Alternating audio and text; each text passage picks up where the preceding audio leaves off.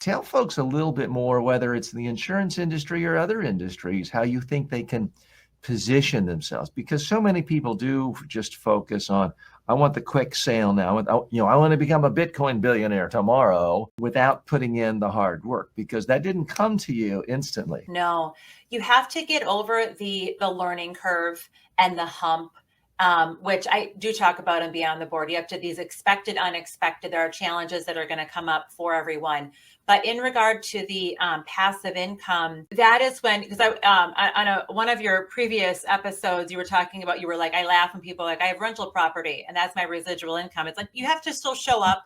You have to make sure, you have to fix things at those rental properties. Yeah, passive income is where you don't look at it. You get mailbox money, right? Yeah. And you're no longer working. I haven't worked there in a decade. It's literally been 10 years since I worked there, and that's real passive income.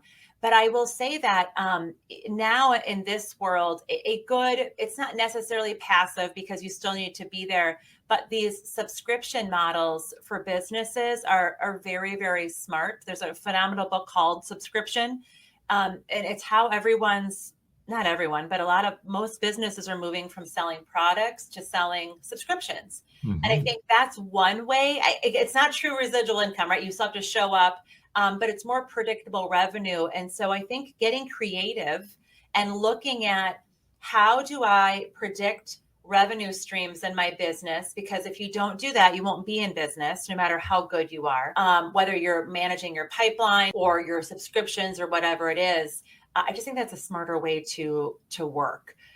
A way that I do that is through book sales, right? So I don't Beyond the Board, I haven't looked at that. Amazon sends me an email. Here's what we're going to deposit into your bank account. The same thing will happen with Leaderboard to Leadership. That's another residual income business, but there's a lot. There's a lot, but be careful on the ones who, like you were saying, who say they're residual and they're not. It takes active work. Yeah.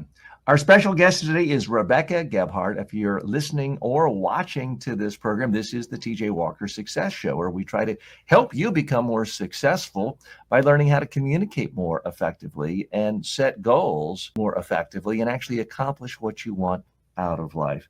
Rebecca, by the time a lot of people are listening to this, your next book will be out, Leaderboard to Leadership, How to Earn and Excel in Your First Sales Leadership Role. I know many people, star salesmen, saleswomen, just killed it when they're off on their own.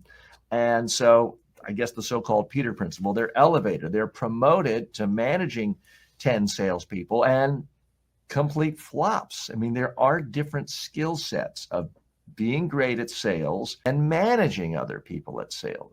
What's that difference, and how do you help people do well in both? Yes. I am not of the assumption that because you didn't say this, but because you're a phenomenal salesperson, you can't be a great leader.